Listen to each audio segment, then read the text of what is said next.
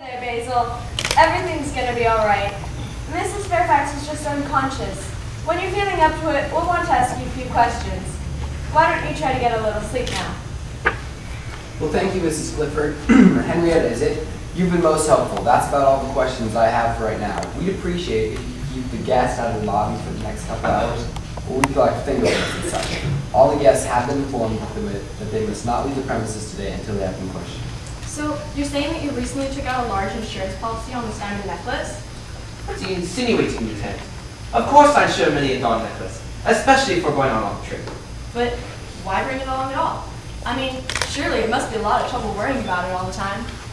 At any rate, where did you say you were during the theft of your wife's necklace? I was searching the taxi for my missing pocket watch. It has sentimental value. Would the driver verify it if I questioned him? There would be a stance if I'm a criminal.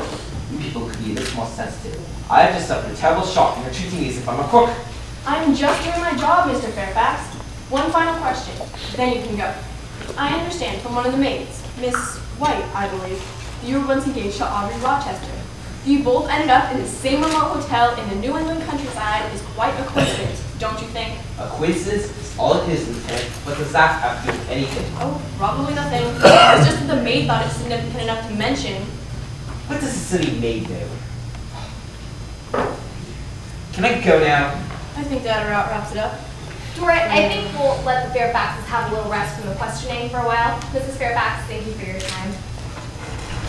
O'Doyle, what clues have you gathered? A few interesting ones, Chief. All right, place them on the desk so we can examine them more carefully. Now, the last thing Mrs. Fairfax remembers is drinking a cup of tea which a maid, Greta White, prepared and brought to her. There must have been quite a dose of sedative in that tea. This doesn't look good for Greta. O'Doyle, put that teacup back in plastic. We'll take it to the lab to be examined. You guys, check this out. You from the lab. Ziploc. Notice how the handkerchief is monogrammed SA? When I checked over at the guest register and staff list, there was no one who would fit the initials SA. Where did you say you found it? I found it in between the couch cushions on the couch. Perhaps it was left behind by a previous guest. That's doubtful, at least according to the hotel's owner, Henrietta Clifford. She claims the maids clean thoroughly every day. She says they habitually check for spare change in between the couch cushions. But nobody's cleaned in here since yesterday morning. We haven't let any of the guests or staff in the lobby since the theft, except for those we've questioned, of course. Okay, so we'll ask each of the guests and staff about the initials and then we can question them. What else do you have there? We got this rather expensive-looking ladies' engagement ring. That's a beauty. Do you suppose it belongs to Mrs. Fairfax? Not unless she has two. She was wearing one earlier when I questioned her. This must be Mr. Fairfax's missing pocket watch. Confirmed. It is his name engraved on the back. Where was this, O'Doyle? I found it lying over there in plain view on the piano. See, Mr. Fairfax was missing this? Yeah. He said that that was the reason for his absence during the theft of his wife's necklace. He claims he was searching the taxi for it. Maybe he's just absent-minded. We'll see about that. Is that all the possible evidence? That's all I have for the moment, Chief. Okay, let's scour this place one last time before we bring the rest of the guests and staff.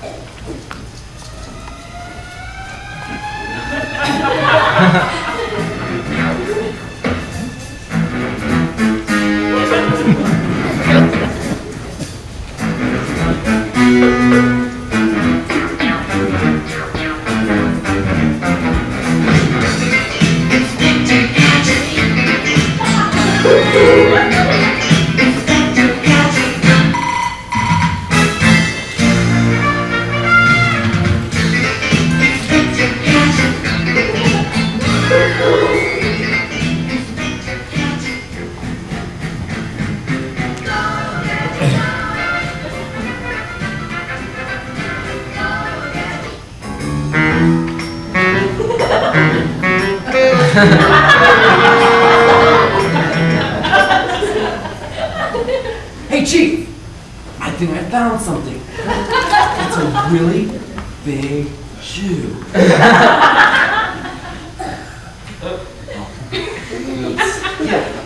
Oh, good day, fellow quenchers of injustice, crime, and cruelty everywhere. Detective Philip Thorton and his assistant Emory are humbly at your service. Thornton, what are you doing here? This is our case, and we don't need your help or interference, rather. Actually, incompetence is more accurate. On the other hand, we're quite pleased to see you, Miss Reed. Thank you, Chief Whitfield. You should know, we did not come here uninvited. Mr. Fairfax hired us to take the case. What? He said he needed someone to be on his side. Yes, so- quite. He claims you treated him very rudely, making him feel like a criminal. Really, Chief, this is a very powerful and wealthy man we are dealing with. You should treat him with a little courtesy, no? Now, you listen here, Thornton. We just conducted routine questioning. Nobody has been treated rudely. At least, not yet. Oh. That's Chief Whitfield to you, Thornton. Alright, Chief. I have a little proposal for you. Why don't we see who can solve this case first? Sort of like a little contest, see? I love contests. If I win, you will allow me to advertise my agency at your police station. Never! I'm not finished yet. Are you gonna understand? Good. If your department solves the case first, I will agree to give you half of the entire salary that Mr. Fairfax and I agreed upon for my services. And believe me, he's a very generous man, Chief. Thornton, you know we can't accept money from either you or Mr. Fairfax. Alright, but hold on, a minute then. Ooh. If your department solves the case first, I will agree to pay. You listening? I will agree to pay for the company's coffee and donuts for 1 whole year. Fine! Yes! Please sign here then, Chief. What's this? It's a copy of the agreement we just made. Please sign here. Fine. And we agree to share all the information amongst ourselves. That wasn't part of your agreement. Whitfield. You've got to learn to read the fine print. It is only fair that we start on the same footing. You just want to take advantage of all the work that we've done so far. I suppose you expect us to share our evidence with you as well. You mean evidence such as that big shoe you discovered earlier? It could be the suspects. All right, let's just stop arguing. We've got a case to solve. Doyle, why don't you show the detective and Miss Reed the clues we have so far? So dear. Looks like you have a lot of clues. Chief, the evidence is gone. What do you mean gone? I left it here on the desk and now it's missing. That's sad. Okay, officers Black, O'Doyle, you two go collect Miss Rochester, Mr. Larson, Brighton, and Basil, and then search the hotel for that missing evidence. Lieutenant Jordan and I, along with Thornton and Miss Reed, will conduct the interviews. Unbelievable. We've barely begun the case and we've already lost the evidence. Well, no wonder Mr. Fairfax decided to hire a professional. I don't need a copy of the evidence. In addition, I have retired from any fingerprints Really? There might be some question as to who the professional actually is around here. Oh, Basil, I trust you've recovered from your shock and are able to speak with us now? I understand you were the first one to find Mrs. Fairfax after the robbery. Mr. Fairfax recalls that you were asleep at the front desk when he left the lobby to search for a missing pocket watch. So according to his testimony, you were the only one in the room with Mrs. Fairfax, both before and after Mr. Fairfax left the lobby. You must understand, this doesn't look good for you. What? You know like? But I mean my mother gave it to me for my birthday. You must be Miss Rochester. Who are you? I'm Detective Thornton's personal assistant. I don't need to ask you a few questions about your whereabouts at 11 last night. Let's have a seat.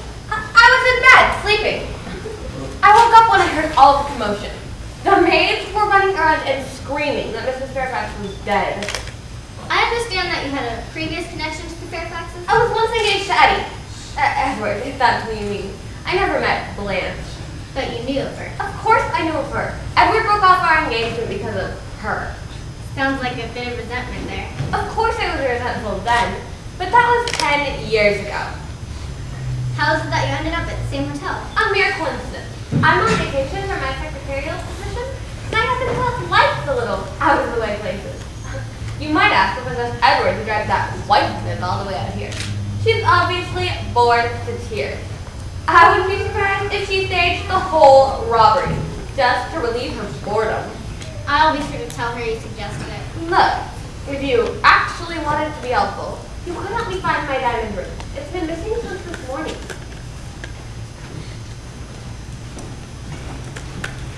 Mr. Larson, Lieutenant Dorrit, I need to ask you. Say no more. I know I'm here. Ask away. Okay. Where were you at around 11 last night? In my room, reading a book. You don't retire early then? No, not usually. I understand from the hotel's owner, Miss Clifford, that you're a regular guest here. In fact, it seems you've taken up permanent residence. Yeah, I like it here. It's a nice, quaint location. Having stayed at Shady Acres for several weeks now, you'd be familiar with the staff routines and the ins and outs of things, wouldn't you? What are you insisting, Lieutenant? My intimate knowledge of the hotel's procedures makes me a likely candidate for that? I also understand that you're in a bit of a financial bind right now, Mr. Larson. In fact, Miss Clifford claims you can't even pay her health bill. Yeah, I'm waiting for an advance for my brother. Do you mind if you sit down? Albert and Ingrid Brighttown, I presume. I am Detective Philip Thorton. How do you do? Are you enjoying your stay at Shady Acres? Why, yes. What have you wrong with this time? Oh, good. Ask me, Albert. I was taking that lovely picture. Did you notice it? Why, yes. That is a lovely painting. It looks nice in our apartment. I wonder. Do you really like it?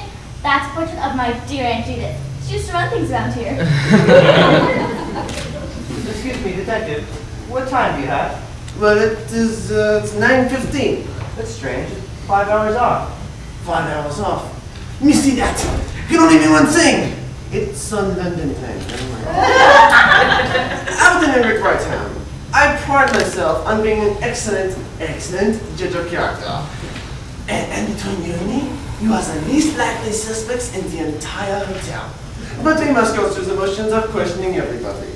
So, where were you two at 11 o'clock last night? We went to bed at 8 o'clock as usual, Detective. I see. Well, that is good enough for me. Thanks again for your time. Chief Whitfield, shall I guess I'm your guys are on rest before interviewing? Yeah. Thank you. Very generous. Oh, that Thornton is such a flake. Did you notice he spent less than a minute questioning that older couple? And he harasses me about my questioning techniques. I'm Beth Morgan. This is Lavinia Crawford. Miss Morgan, Miss Crawford, please chat with Miss Reed and me for a minute. We have a few questions concerning last night's events. First of all, do you like working here? Are you paid well? Well, not, I suppose. The hotel has undergone some financial difficulties recently. We haven't gotten a raise in a couple of years. That's why Mrs. Clifford started her own advertising campaign to promote Shady Acres. She even wrote to wealthy and famous people, personally buying the sale of the hotel. Is that how the Fairfaxes ended up here? They were the only ones to respond to her letter.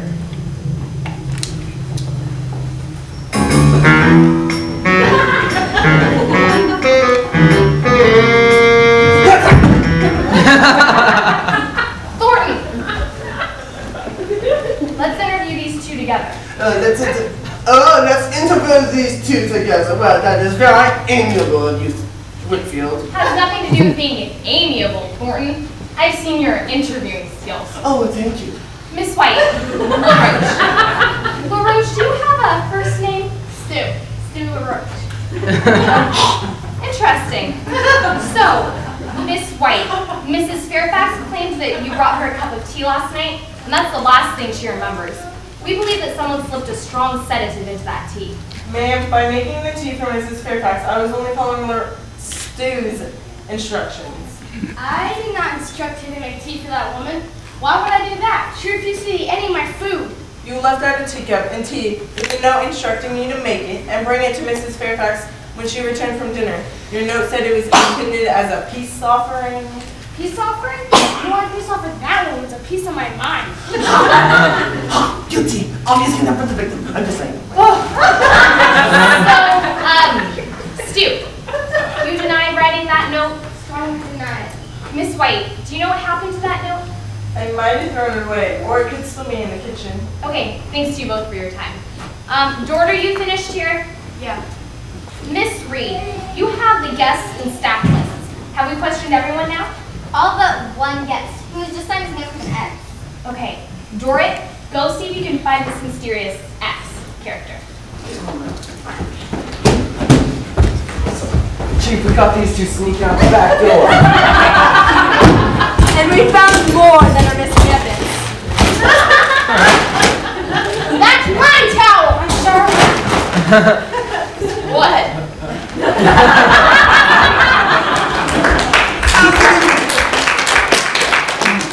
Out the door, Brighton! I'm disappointed. Did you find any diamond necklaces? Not yet, but we're still looking. Chief, Basil says that he saw Mr. X leave the hotel about an hour ago. Oh, great. Just when our missing evidence shows up, one of our suspects disappears. What else could possibly go wrong today? I quit. I get no appreciation around here. Mrs. Fairfax keeps complaining about my food handed back from instructions and insulting me. That's it. Look, you can't quit now. Where am I supposed to find a cook on such short notice? I've taken care of that. What? My kitchen.